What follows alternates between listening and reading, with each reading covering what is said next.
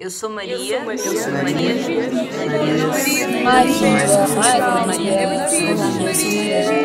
Aqui está uma Maria.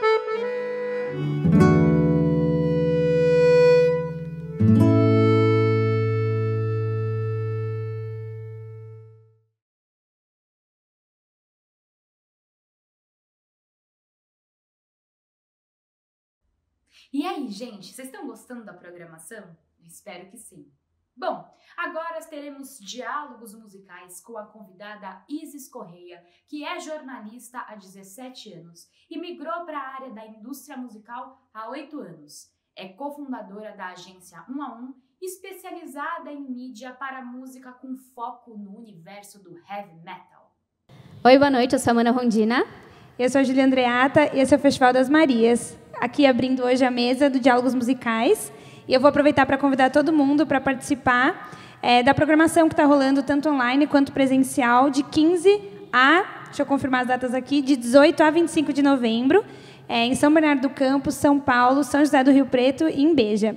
O Festival das Marias nasceu em Portugal em 2019 e a gente tem o prazer de fazer a primeira edição presencial em São Bernardo esse ano, né, em 2021. Enfim, é só importante ressaltar que esse é um festival multidisciplinar que acontece, né, de maneira internacional e que centra 100% na perspectiva da arte no feminino. Então, a gente está falando principalmente, né, o festival surge como resposta à perpetuação da desigualdade e discriminação de gênero. Então, a gente convida todo mundo para conhecer o festival. Para saber um pouco mais da programação, você pode acessar festivaldasmarias.com.br e acompanhar todos os programas, todas as entrevistas, todos os shows e tudo que está acontecendo nessa programação maravilhosa, integrada, através do site. Bom, hoje no Diálogos Musicais a gente tem o prazer de convidar e de receber aqui a Isis Correia. Ela é jornalista, dona de uma empresa, dona sócia? Dona, sócia, porteira e presidente. Exato, a gente sabe como que é. De uma empresa de marketing musical. Isis, obrigada por ter aceitado o convite. É um prazer ter você aqui. Estamos muito felizes. E a gente queria saber um pouquinho de você, então. Conta um pouco mais sobre a sua estrada profissional, sua carreira, com que você tem trabalhado hoje em dia. Primeiro aquele clichê, né, de todo mundo que é entrevistado. Obrigada, Amanda. Obrigada, Júlia, né, pelo convite, e fiquei feliz de hoje estar aqui no Festival das Marias, no dia do empreendedorismo feminino. Isso é bastante coisa, né? E muito importante. Importante, então tinha tudo a ver com nós três, né? Eu tenho a agência 1 a 1. A agência 1 a 1 é uma empresa de marketing musical. A gente está no mercado há 6 anos. Isso também quer dizer bastante coisa, né? Vocês têm a Casa de Abelha, sabe que não é fácil empreender na cultura, nas artes, num país que não tem Ministério da Cultura, que patina para fazer uma prova para colocar os estudantes na escola. E tempos difíceis nesse sentido e para os empreendedores, de uma forma geral também, né? E a agência 1 a 1, ela tem ainda uma especificidade que é uma pedrinha a mais no sapato. O nosso nicho é o rock and roll e a música pesada. Então, a gente já está falando do nicho de um nicho. Mas deu bastante certo, né? A gente passou a linha aí da mortalidade das empresas, que são, no Brasil, 5 anos, né? Daqui a pouco vamos caminhar já para o 7º.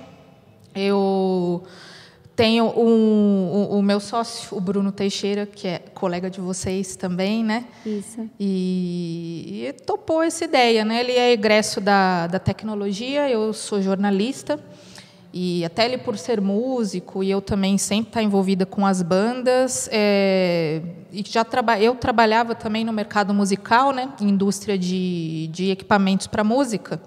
Depois de 10 anos em jornal, fui repórter policial. Aí um dia eu fiquei maluca, como qualquer repórter policial vai ficar, não tem jeito. Eu preciso entender para onde eu vou como jornalista, porque eu só sei fazer isso. Então vai ter que ser por aí, né? E comecei a ver as bandas tinham uma deficiência na comunicação, press releases e também fazer materiais para internet, redes sociais. As bandas de rock têm uma resistência assim a modernizar e fazer a coisa com cara profissional. Tem muito lema do it yourself, que a gente respeita e acredita muito nisso, mas não precisa ser mal feito, né? Você pode fazer uma coisa espontânea, mas que não precisa ser mal feita, né? E nisso a gente começou a conquistar a confiança das bandas por um golpe de sorte. Um dos nossos primeiros clientes foi o Sepultura, que vocês também têm familiaridade com a banda, né? E assim a gente começou nessa jornada aí de mídias sociais e assessoria de imprensa para música pesada. E além da 1 a 1, né, que presta esses serviços, no começo da pandemia eu me embrenhei em outro negócio, esse só para as mulheres, é a Treinam, é uma startup.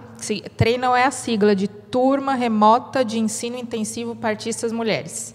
É difícil até eu me embanando para lembrar esse nome, é muito grande.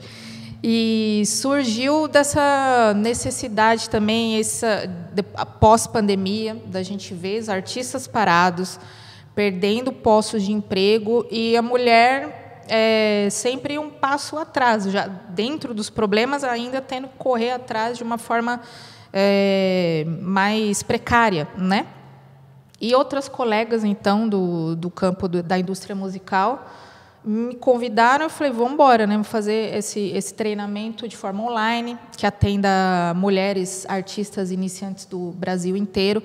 A Júlia já participou com a gente no pitch, né? Que é o momento final lá do nosso curso. Isso. Que a gente chama a pessoas do mercado musical, né? Como se fosse um pitch real mesmo, né, do mercado de trabalho. Júlia viu como é que isso acontece. E a Treinam também já passou aí o seu primeiro ano. No primeiro ano, a gente foi eleita pela Sim São Paulo uma das 3 startups de música e tecnologia mais importantes, né, daquele período. E agora vamos ver como é que vai ficar, porque estamos saindo também da pandemia, saindo do remoto, voltando um pouco para o presencial, né? É a primeira vez que eu apareço depois de 2 anos sem máscara, eu já nem lembrava mais como era respirar. E a Treinam, com certeza, vai se adaptar também, né, à velha, nova realidade. Eu ia comentar isso. Eu acho que é uma coisa que é necessária para o mercado da música, né? Não só, enfim, para as mulheres principalmente, mas eu acho que para o mercado da música é essencial esse trabalho de fomento, de aprendizado, né, de instrução para as pessoas que trabalham com música, que muitas vezes não têm esse acompanhamento. Então, é essencial. E acho que agora, fora da pandemia, vocês podem, né, imagino, trazer também para o mundo real essas dificuldades do mundo real da música, né, além do que vocês têm trabalhado já na internet. É verdade. E, enfim, a gente já está pensando algumas coisas, de repente, palestras itinerantes, né? Sim. Claro que o online é maravilhoso, realmente coloca a gente em contato com bastante pessoas que não teriam acesso, né? Nem nós teríamos acesso a elas e vice-versa, né? Nesse 1 ano, a Treinam atendeu, acho que cerca de 60 mulheres. Então, começa ainda de uma forma um tanto quanto artesanal, mas é algo planejado também, né? A gente queria mesmo, nesse começo, ficar muito próximo e entender as necessidades das artistas, que tem as suas especificidades, né? A gente atendeu gente do Maranhão e do sul do Brasil, né? E estando mais próximo, assim, a gente consegue entender qual é a dor e a alegria dessas mulheres. Genial. Até, inclusive, queria convidar todo mundo para conhecer a Treinam, porque é um trabalho incrível e acho que um dos legados da pandemia, né, necessários para o mercado da música. Eu tive a alegria de participar de alguns pitches e é incrível ver como, em pouco tempo, né, essas mulheres se preparam e elas estão ali encarando o mercado, entendendo e se vendendo, né? Que a gente falou muito ontem aqui na mesa sobre essa necessidade de se validar, do empoderamento dessas artistas mulheres, e elas estão ali, né, em torno de, assim, pessoas importantíssimas no mercado, porque, nossa, muito legal todo mundo que estava ali, e todo mundo de coração aberto para conversar mesmo, para dar dica, enfim, né, para de fato trazer muito resultado. A gente vai falar muito sobre a Treinam hoje, porque de fato é uma coisa nova que a gente quer muito compartilhar. Mas queria que você voltasse um pouco da sua trajetória. Primeiro, que eu não sabia. Você era repórter policial. Eu ia falar, então foi o amor pela música, né, que te trouxe do jornalismo policial para para o mundo da música. E sobre toda essa sua trajetória, né? Como você começou? A gente conhece da agência 1 a 1 para frente.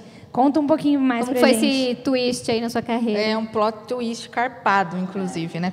Pois é, não, eu sempre soube que eu queria ser jornalista, né? Então, assim, na época de faculdade, eu não tinha dúvida, vou fazer jornalismo. Mas a música sempre andou comigo, né? Eu venho de uma casa muito musical. As imagens que eu tenho de infância é a casa cheia de vinil e livro do meu pai. Então, eu sabia que estava por aí, né? E então depois. Mas você tinha banda, essas coisas na juventude? Eu estudei música a vida inteira. Porque o rock tem um pouco dessa vertente. Desse amor Contínuo. real, né? Ali, né? True, como eles dizem. True love. Parece meio supla, né? Enfim. Mas sim. Então, sempre no meio do rock também. E desde criança eu sempre estudei música também. Desde do aprendizado infantil até ir para as cabeças, né, na faculdade. Sempre estudei música, fiz canto coral, estudei guitarra. Mas sabia que a minha expressão ainda era escrever. E o jornalista também tem a chavinha do quero mudar o mundo, né? Eu achava que era um caminho, estava mais certo eu ser jornalista mesmo. Essas indignações todas lá, de jovem, quer dizer, de velha ainda também, né? Mas no jornalismo eu ia me encontrar mais. Então a música caminhava de mãos dadas, como lifestyle, né? No rock, sempre no metal. O instrumento que eu escolhi foi a guitarra, né? E agora, na pandemia, comprei uma bateria também. Eu falei, eu já sou ruim na guitarra, vamos ser ruim na bateria também, que fica completo, né? Mas estão sempre tendo muita noção do que está acontecendo. Quando eu era adolescente, comprando revista, né, lendo sobre as bandas. E se aquele livro, O Segredo, lá está certo, que você tem que fazer o mural da mentalização. Então, o meu mural era Pantera, Sepultura, Metallica, né, a juventude inteira olhando aquelas bandas e pensando, nossa, que mundo maravilhoso, né? Então, acho que isso, né, vai ficando dando certo, né? Pois é. Mas até chegar realmente à música, aí eu trilhei o caminho de jornalista mesmo, né? Formal, bem formalzinho. Entrei no jornal, virei repórter. Né, quando eu entrei como estagiária e até a editora, temos 2 vagas, uma em cidades, mas aí tem que ver buraco, tem que ver problema, tem que ver sangue, e uma em economia. Eu falei, cidades. Deus me livre olhar para número. Eu prefiro em cemitério clandestino, não ter a vida animada. Polêmicas. Mas tinha mais a ver comigo mesmo, por essa coisa que tem mais impacto social, né? E realmente deu certo por 10 anos. Mas a vida assim de repórter é muito puxada e é semelhante assim ao do médico, porque você não tem horário, não tem rotina, você não sabe o que vai ser o dia, né? O dia é sempre uma página em branco, né? E tanto que hoje está na moda o burnout, mas eu lancei essa moda no Brasil há alguns anos, né? Trouxe assim para o Brasil, e quando eu comecei a ter esses estalos de muita ansiedade, né, pânico, porque por não ter essa rotina, não é todo mundo que sabe lidar. Eu comecei a lidar mal, né? Falei, e agora, né? Tem que continuar a trabalhar. E então nesse período e também dividir um pedacinho, foi isso que me salvou, o meio ambiente. Porque eu comecei a ter um espacinho ali no jornal também para ser repórter especial de meio ambiente. Essas coberturas são mais amenas e tal, né? Falei, beleza, eu acho que então eu vou continuar nisso. Fiz uma pós-graduação em sustentabilidade. E nessa pós-graduação eu conheci uma garota que o pai tinha uma empresa do ramo musical. Não quer ser jornalista lá? Vamos embora. Aí que eu comecei a despertar. Falei, esse campo da comunicação com a música tem muita coisa para fazer. Principalmente no rock, né? E aí nasce a agência 1 a 1 e fui conhecendo vocês, outras meninas, outros caras, né? Aí eu fui entendendo o music business, fui estudar, né, isso também, entender música como negócio, já não só como meu hobby, não só com olhos de apaixonado, né? Entender uma banda como negócio. Essencial, né? Para ter essa sustentabilidade da empresa, como você disse. Muito bom. E até porque a gente, como pequena empresa, né, eu comecei brincando, mas é isso mesmo, a gente é o porteiro e o presidente. Você tem que fazer tudo, o financeiro, a comunicação. Não é fácil, né? Tem que estar com a cabeça também ali bem concentrada, né? E é uma posição que eu também nunca me vi, né? Sempre me vi nisso, vou ser repórter e provavelmente vou me aposentar assim, e agora não mais. E como que foi, que eu sei que você já sabia que você gostava de rock, agora sabendo mais ainda, mas o Bruno, a gente sabe que também é apaixonado. Como que foi trabalhar com, enfim, possivelmente uma banda que vocês amaram a adolescência inteira e também ter se tornado um dos primeiros clientes, né? Que você falou por sorte, mas acho que nada é por acaso, né? Não é sorte também. Até para manter, né, esse cliente na coisa, na grade, você tem que manter um trabalho que você, né, tem uma fluência, tem uma... Enfim, como foi? Parte. Foi fã ou foi profissional? Exato. Foi profissional. Você tem que esquecer um pouquinho, claro, né? Realmente é uma banda querida e que como eu brinquei, né? Você via no pôster e agora você vê ali materializado. São muitos anos, né, Isa? A gente fala assim, um parênteses até aqui, mas do potencial de exportação, né, da aula que o Sepultura deu para o Brasil como exportação de música brasileira, né, apesar de não cantar em português, mas a gente tem muito o que aprender, né, o music business brasileiro que está engatinhando ainda, né, acho que isso você teve a oportunidade, né, de ver de perto, né? Perfeitamente, já que o nosso nicho era a música pesada, né, a maior banda de música pesada do Brasil, né?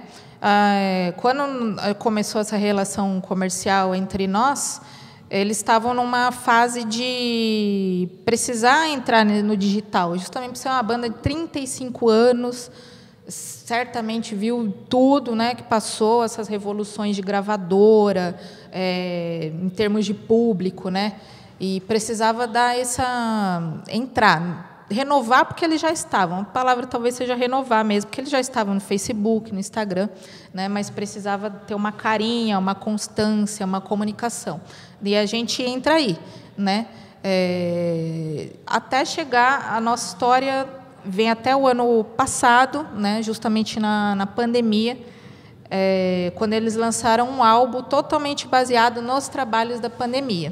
Né? E nesse trabalho a Um tem assim bastante o dedo, né? Porque quando o Sepultura começou 2020, eles estavam com um disco novo, o Quadra, e vinha sendo bem aclamado, a crítica, né? Os fãs queriam a turnê. Quando ia para a turnê, lockdown no mundo inteiro. E aí, o que o artista faz? O Andreas, né, que é o guitarrista e um dos cofundadores, né, teve um espírito bem sereno, tranquilo, não se desesperou e pensou, não, vamos sentar, porque alguma coisa vai ter que sair disso, né? E aí juntos fomos traçando o que ficou conhecido como Sepulquarta, que era um programa que ia ao ar no YouTube toda quarta-feira, né, às 16 horas, tudo quadra, quarta. E tinha 3 blocos, né, o Sepultura contando uma história, né, a respeito da carreira deles, um quadro musical que chamou Artistas do Mundo Inteiro. São colaborações que não iam existir se não fosse a pandemia. Maravilhosos, esse é o barato, inclusive, né? Nomes gigantes. Passou muita gente bacana, né? E é desse trecho específico que nasce o disco, né? As gravações, essas colaborações ficaram muito ricas, né? Tem o Mike Portnoy do Dream Theater, Scott Ian do Anthrax, o ex-baixista do Megadeth, enfim, muita gente, eu não vou lembrar. As meninas, a Fernanda Lira e a Mayara Puertas, né, do Cripta e do Torture Squad, 2 bandas brasileiras também, que são capitaneadas pelas meninas. E tinha um quadro também de chat, de bate-papo, que também surpreendeu. A gente conseguiu trazer Ney Matogrosso e Zé Ramalho. Nunca imaginei ver o Andreas Kisser bater um papo com o Ney Matogrosso. E as pessoas adoraram, né? Justamente porque vem desse lugar do nossa, a música brasileira é muito rica, que legal, e que legal ver o rock sendo abraçado por esses outros grandes nomes, né? Se o Ney Matogrosso está falando, é porque é. E então foram 8 meses, né, Em termos do marketing digital, marketing musical, a gente conquistou 150 novos mil fãs para o YouTube do Sepultura, que fica, então, alento para bandas que estão começando. Se eles tinham uma demanda reprimida desse tamanho, imagina quem está começando, né? Que muita banda começa naquele um pouco de desalento, é difícil, mas a gente tendo ideias.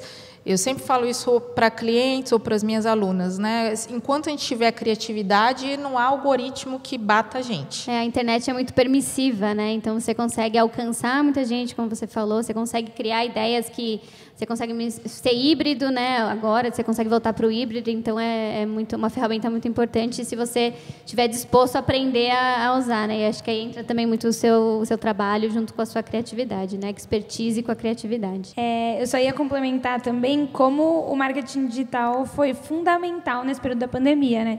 Tanto, enfim, no caso do Sepultura, para se manter, né, com uma experiência totalmente inovadora para os fãs, mas como a gente viu expoentes da música, quer dizer, artistas que eram extremamente relevantes, mas que ganharam, né, se tornaram expoentes durante a pandemia, que é o caso da Teresa Cristina, da Mônica Salmazo, mulheres, né, por acaso.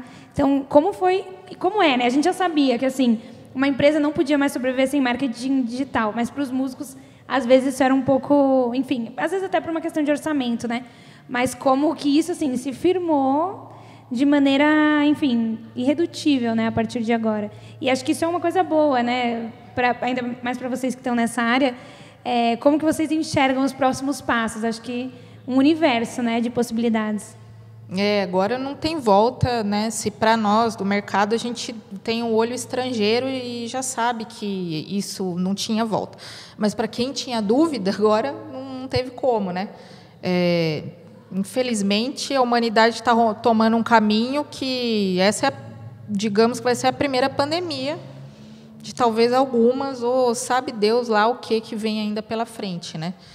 E, bom, no meu caso, eu não tenho também um pensamento purista, né? Não pode, o artista tem que estar no palco. Eu acho que todas as possibilidades são possíveis, né? Eu gosto muito dessa ideia de que, então, a partir de agora, com o digital, você alcança mais pessoas que talvez você não alcançaria, né?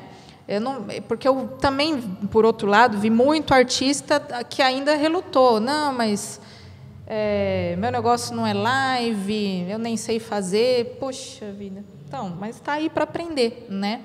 E eu conversei com muitos músicos, né? E muitos relataram que, claro, isso não é uma regra, né? Muitos não quer dizer todos, mas muitos relataram que não faltou trabalho na pandemia. O que faltou era gente que já estava capacitada.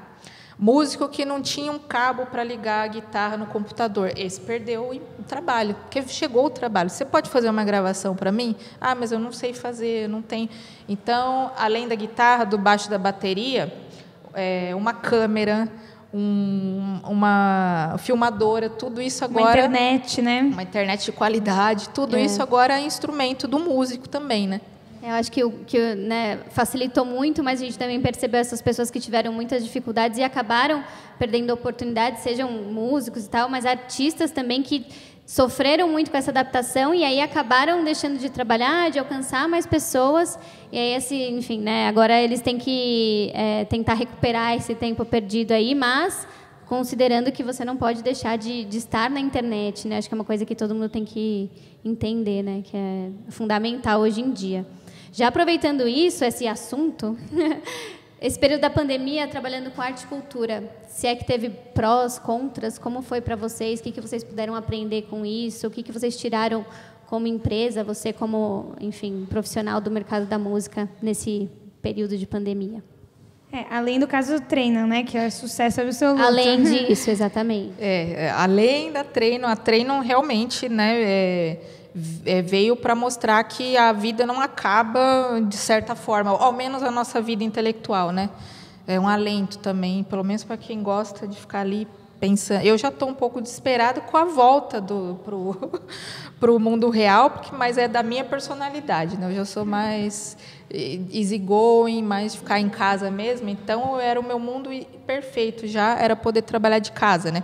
Mas, obviamente, eu sei que não é assim, não é para todos, não é para todo mundo, né?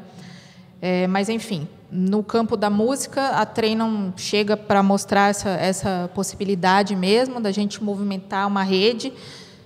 Como lição, acho que fica isso, uma palavra que vem assim engateando nos últimos anos, que é trabalho em rede, né? A gente já ouvia falar nisso, que é importante, vai ser importante criação de redes. A Treino me mostrou bastante isso, né?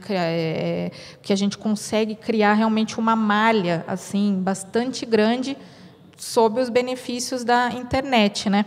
Pessoalmente, para mim foi bom, porque como eu venho desse mundo do rock, do heavy metal, eu sempre convivi muito com homens. Assim, eu sempre tive amigos e muitos amigos. E a Treino me trouxe esse presente de conviver com mais mulheres da música, descobrir mais mulheres da música, não só no rock, né? E, pessoalmente, foi o maior ganho que eu tive. Isso eu não tenho a menor dúvida, né? Justamente, e são meninas que eu não ia conhecer de outra forma, né? Que são alunas de todo o canto do Brasil, né? A gente acaba... de algumas até a gente acaba virando amiga, fã, né? Virei fã do trabalho assim de outros tipos de música. E então para mim foi bom isso, né? Ter esse estalo também de como é importante. Talvez eu vou falar por mim, vim adormecida até para essa questão. A gente conversa muito com outras garotas lá que relatam mesmo também o feminismo e a luta, ela não vem assim já do berço também, né? Inclusive, antes de eu sentar aqui, eu recebi uma mensagem do meu pai que falou: boa sorte na palestra. E se eu tivesse lá, eu ia perguntar: por que o rock é tão machista? Eu falei: senhor, o mundo é machista.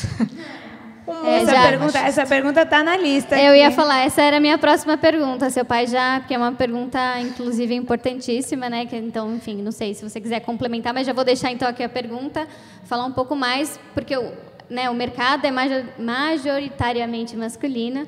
E como foi para você trabalhar nesse ambiente, né? Desenvolver sua carreira nesse ambiente, a gente sabe que é machista e é masculino.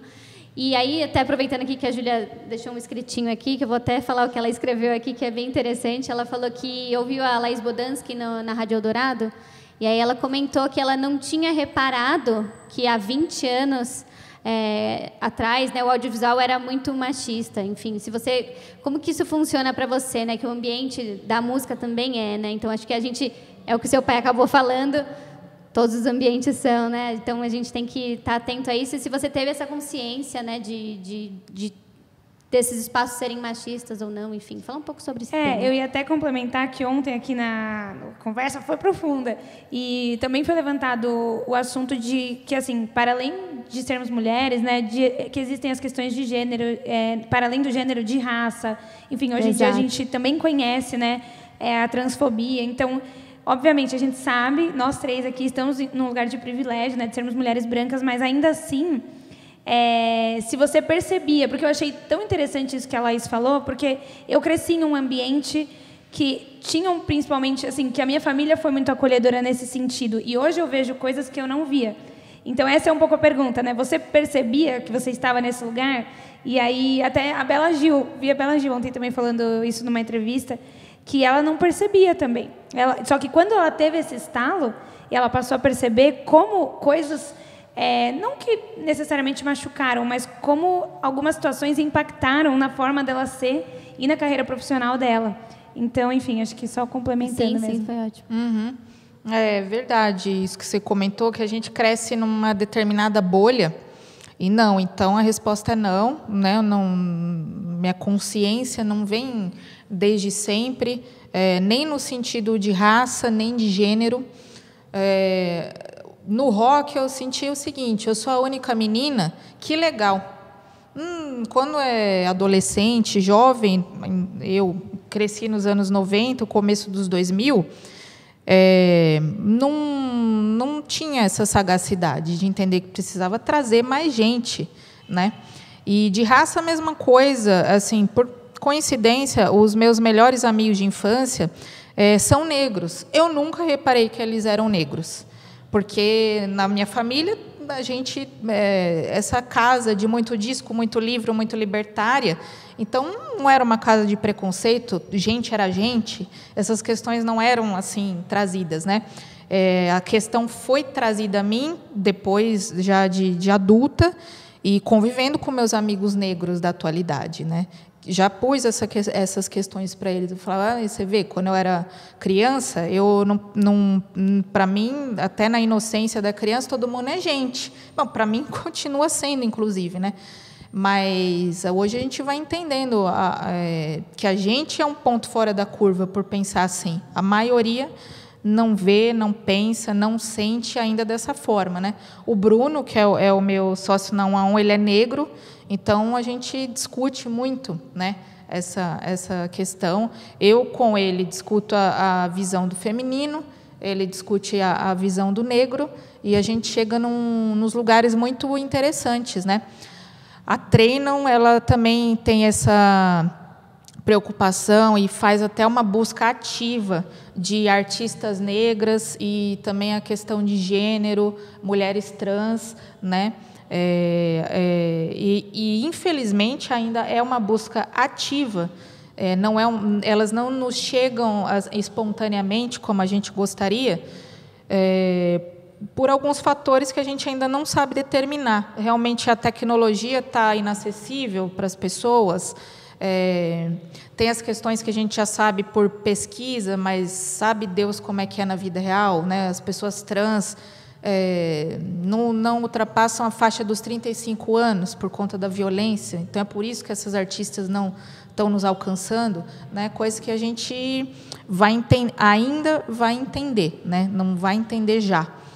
E uma pesquisa também interessante, que eu não lembro se é do ECAD, eu acho que é do ECAD, mas posso falar bobeira, que apenas em 2020 só 9% das mulheres receberam por direitos autorais. É pouco, não é possível que só tem isso de mulheres compositoras, né? Alguma coisa está acontecendo que está impedindo essa distribuição, enfim. E aí o nosso papel hoje é desvendar e tirando assim as quinquilharias que ficaram pelo meio, né? Que é algo que eu, né, pensando na geração da minha mãe, não via fazendo isso, né? Parece que a nossa, está mais preocupada com isso, né? Porque realmente seria fácil sentar e falar, não, eu estou num lugar privilegiado, então eu lavo as minhas mãos. Não está acontecendo nada comigo, né? Mas a mim nunca fez bem sentar nesse lugar e ficar observando. E vem dessa minha trajetória aí já de jornalista, né? Para mim nunca fez sentido ficar em casa vendo a banda passar, né? E especificamente dentro do universo do rock, né? É unânime, né? As bandas, a equipe técnica, muitas vezes até a produção, que é um lugar um pouco mais, né, que mulheres ocupam. Você sentiu essa necessidade, a gente falou muito sobre isso ontem, a necessidade de se validar em dobro para estar nesse lugar, ou não? Eu não percebia e já sempre estive ali e me empoderei desse lugar onde eu estava. Como que foi para você nesses últimos 6 anos? Não, algumas vezes eu sinto, sim, que tem que provar 2 vezes, né? Até eu faço alguns testes escondidos com o Bruno. Falei, eu vou falar uma coisa, e aí, se não dá certo, eu falo, repita o que eu falei, e aí dá certo. Então, no mínimo, estranho, né?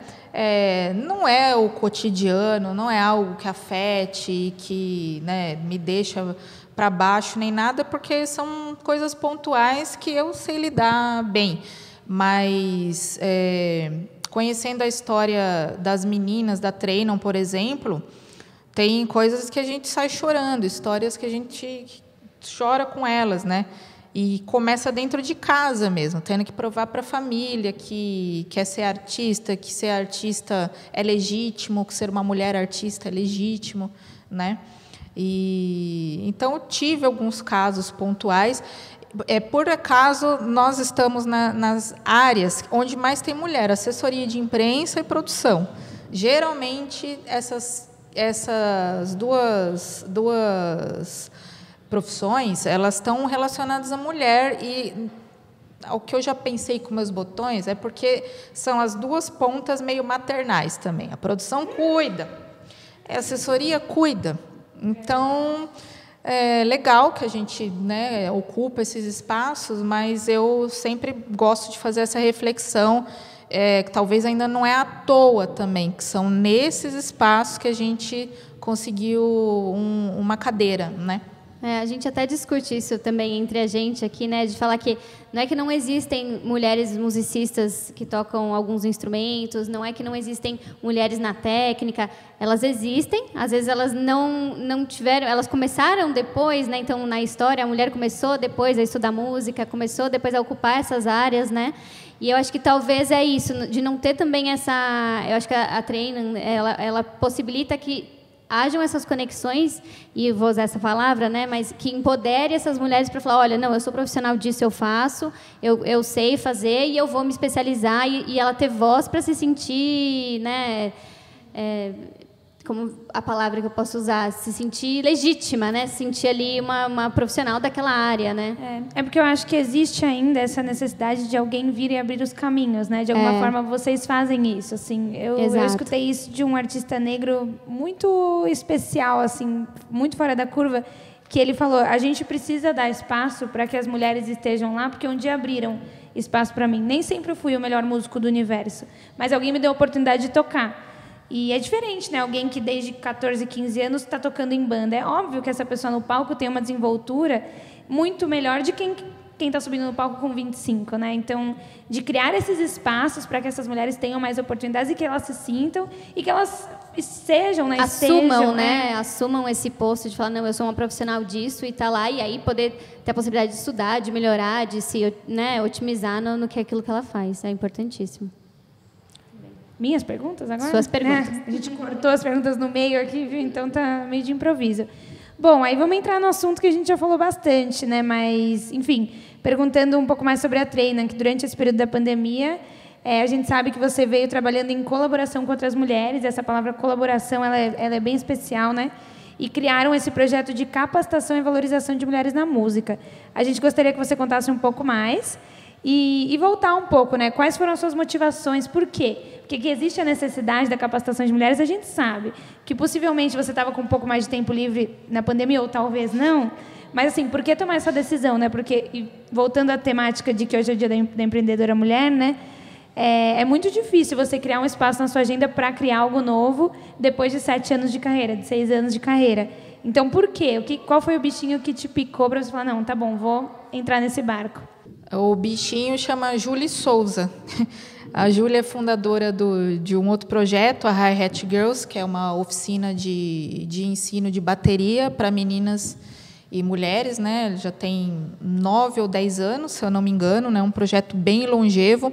E a Júlia tem essa coisa do social, e com ela me imaginou a Treina e começou a recrutar mulheres, né? Entre elas eu.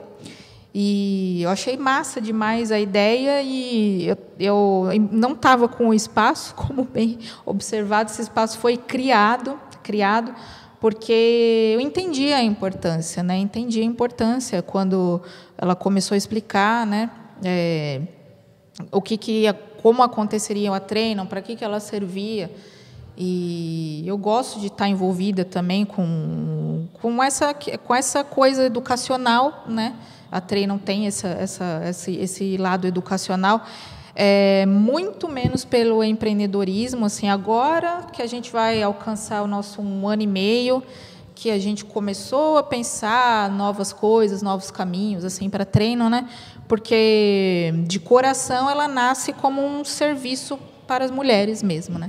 Da gente entendendo que era importante pegar a nossa expertise e jogar ela para essas outras pessoas que nem sempre têm acesso, né? Aqui é assim mesmo, rolam umas intervenções da rua, gente. Estamos na principal rua de São Bernardo, né? É arte, é arte. E, inclusive, a criancinha me fez lembrar que tem muitas mulheres mães também na treino, né?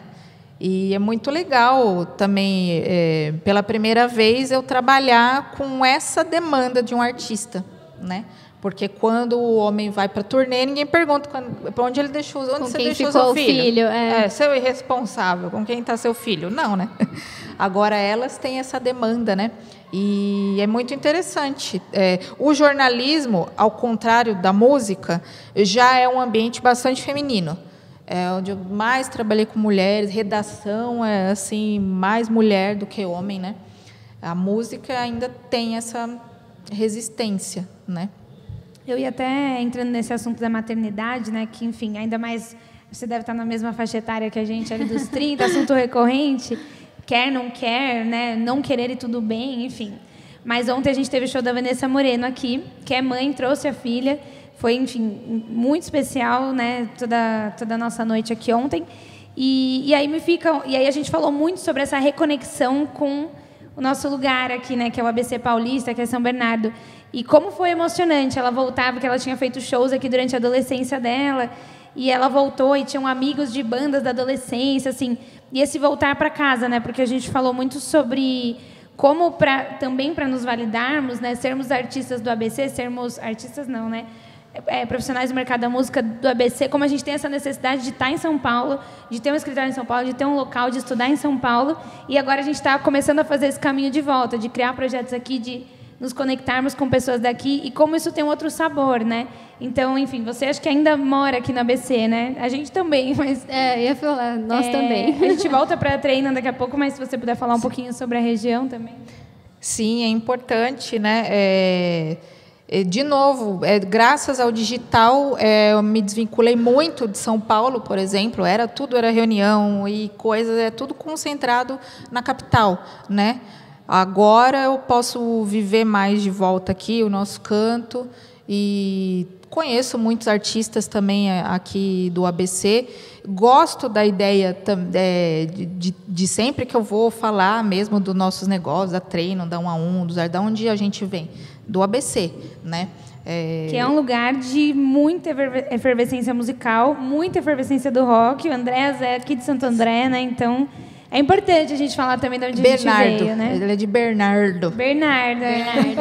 Sim, o Sepultura tem uma passagem muito forte aqui pelo ABC. Os fundadores, né? O Max Cavaleira e o Igor, que são irmãos, eles moraram em Santo André. A mãe morou, ou ainda mora até, em Santo André. O atual baterista, o Eloy Casagrande, é de Santo André. O ABC, se você for para o Afeganistão, você encontra alguém do ABC. Não tem jeito, né? E eu adoro aqui o nosso pedacinho, né? Que se tornou um bairro da capital, na verdade, né? O grande São Paulo, o ABC é um bairro, né? Exatamente. Não é mais uma coisa assim, há muitos anos, não é uma coisa desconectada, né? Bem. Muito bom. Bom, se você quiser contar um pouquinho mais sobre a Treina, porque acho que é muito interessante, né, como a gente falou antes, poder participar do pitch ali, né, debate altíssimo nível, pessoas extremamente capacitadas, de coração muito aberto. Eu acho que o fato, a gente participa muito de congresso e tudo, é sempre muito interessante, mas é muito mais, tem um outro sabor mesmo, né, um outro sentido quando as pessoas estão ali para servir o outro, né, no sentido mais bonito da palavra serviço. Assim. Eu ia até complementar isso que a Júlia falou, você falar um pouco sobre essa experiência de criar ou de oferecer algo focado nas mulheres, né? Então, esse público, esse projeto de educação voltado para as mulheres. Como você enxerga isso? Que existem muitos, né, hoje em dia. E compartilhar também, desculpa te interromper, Amandinha, os resultados, porque eu vi que agora em novembro vocês já saíram do universo digital, já saíram do universo da capacitação e fizeram um show pelo Itaú Cultural, né? Não sei se foi uma noite com as meninas da Treina, que assim, vocês já estão levando elas para o palco, né? Acho que isso é muito valioso também. Muito bom. Ainda foi virtual do Itaú. Palco virtual do Itaú Cultural. Virtual quem sabe no ano que vem já num palco mesmo, né? Físico. Acho que faltou eu dizer um pouco da parte prática da treino, né? O processo mesmo, né? Então, a gente recruta as alunas, eu sempre gosto de falar alunas artistas, né? Porque são artistas. Na treino não são alunas, mas fora de lá elas são artistas. Por processo seletivo, né? A gente pede um vídeo que elas contem os seus anseios, quais estão sendo as dificuldades. E a gente, com muito carinho, assiste todos, né, e vê quem está ali um pouquinho mais madura. Nenhuma vai estar madura o suficiente, porque a ideia é justamente isso, né? Artistas iniciantes ou que sintam que dá para melhorar, pode estar muitos anos, mas ainda não virou essa chave, né? Não deu esse clique do preciso me profissionalizar mesmo e entender do music business. E então, depois que ela ingressa, a gente divide a treino em módulos, começa com o módulo de gestão de carreira, que já é um módulo bem impactante, porque elas vão fazendo exercícios, onde a gente convida elas a se pensarem onde estão os seus pontos altos, os seus pontos fracos. A maioria faz uma lista gigante dos pontos fracos e só 2 palavras no forte, e aí chora e pede ajuda, e a gente acompanha com uma mentoria mesmo, né? Então, não é uma relação de uma universidade, por exemplo, que você manda um e-mail, aquilo fica lá parado, 1 hora um coordenador te responde. Ali a gente busca a interação em tempo real mesmo, tem uma dúvida, entra em contato e a gente vai tirando do meio, né? Depois a gente entra no módulo de produção, né, ensina toda essa questão dos bastidores, como se organizar, como mexer em planilha, como é importante os horários, pensar nos trajetos, coisas que, às vezes, elas ainda não têm noção, né? Vamos também para outro módulo, que é o de marketing, já é o começo do meu, onde a gente fala de personal branding, marketing digital, design, também a construção da marca, da imagem, a importância da fotografia, até chegar à minha parte em si, que vai falar de assessoria de imprensa, a importância da comunicação, como se comportar, né? Como entender, para furar, assim, fazer um contato com o jornalista, né? E também sempre deixo bem claro lá para as meninas, se eu faço, qualquer um faz, então você fica tranquila. E hoje não tem mais nada assim que é segredo, tudo está no Google. Se você também tiver curiosidade, realmente quiser aprender uma coisa, vai estar lá, né? Então, eu, particularmente, né, acho que as meninas também, a gente é mais um encurtador do caminho, né? Mas nada do que a gente fala é segredo, não pode achar em outro lugar. Fórmula secreta, né? Não existe isso. Não tem. Ixi, se tivesse fórmula, né? Imagina, seria ótimo. E aí sim a gente fecha com o módulo de pitch, né? Acho que é o grande finale mesmo, onde a gente ensina elas a montar uma apresentação como se fosse para o mercado de trabalho, um contratante, uma gravadora, né, um produtor, e depois apresenta esse pitch para agentes reais do mercado, como a Júlia, Casa de Abelha, com o pessoal da Warner, jornalistas do UOL, Sesc, Eliane Dias, da Bugnipe, o pessoal do Itaú Cultural, já passou muita gente, muita, e é surpreendente como realmente nomes muito fortes do mercado abraçaram assim a causa, né? Pessoas como a Eliane Dias também a Eliane me fez lembrar que a gente chama algumas mulheres para intercalar os nossos módulos com algumas palestras, né? A Eliane foi uma dessas palestrantes, né? E é muito enriquecedor, né? A gente sempre fala para as meninas quanto custaria uma hora para conversar com essa turma, né? É impagável o que a gente consegue fazer aqui. Então, no fundo, a Treina, eu acho que o grande ouro dela é a criação dessas relações, né? Esse é um networking real, que é uma palavra também que ficou chata, né? Network, tem que fazer network. E a gente não sabe bem o que é isso, né? E ali acaba acontecendo de uma forma muito material, muito sólida, né? Não fica só nesse conceito, né?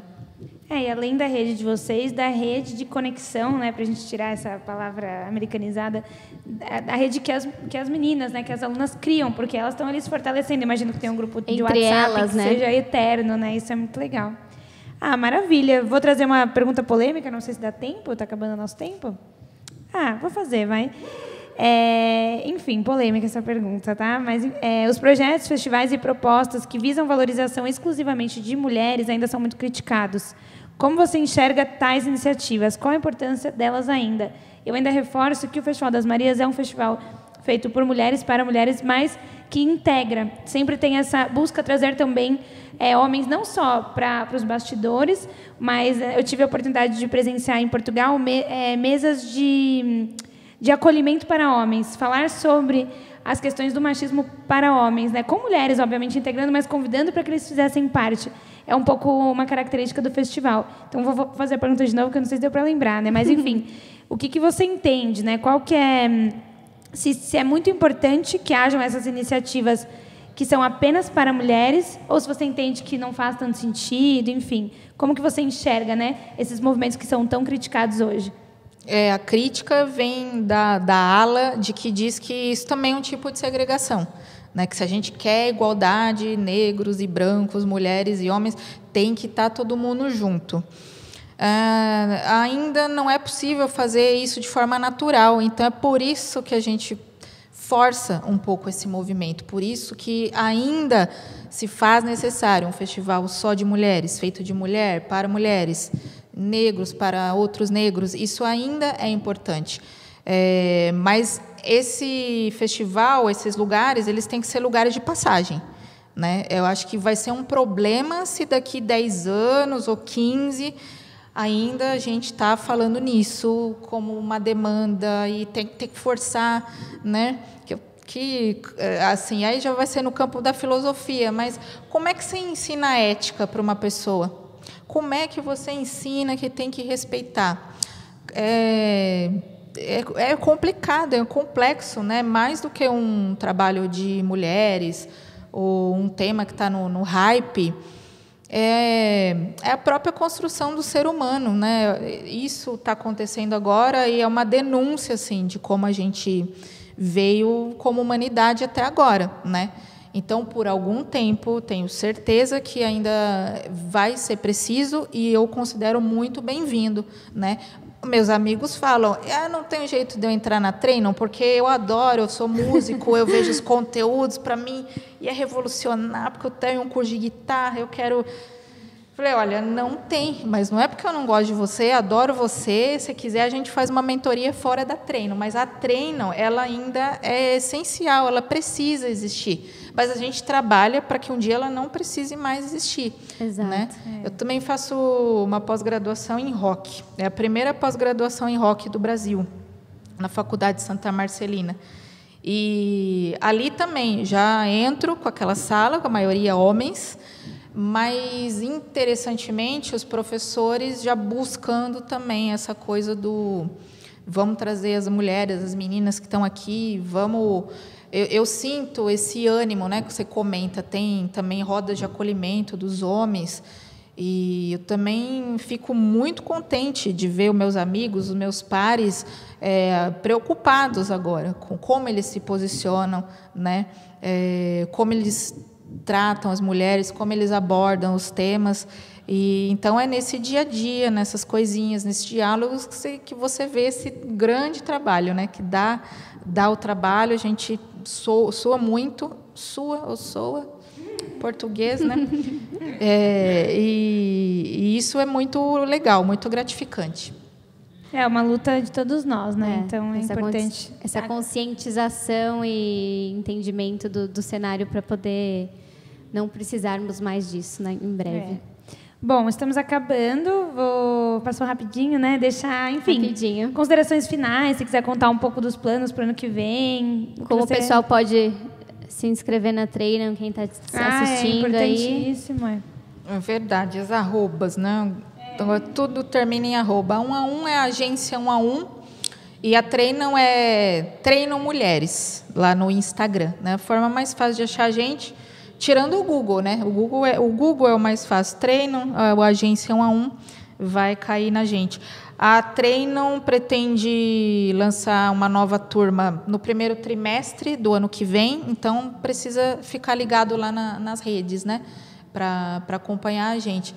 Mas é isso, ano que vem eu espero estar viva, né, porque agora a nossa maior missão realmente é continuar vivo depois de pandemia, tanta coisa, né, que acontece.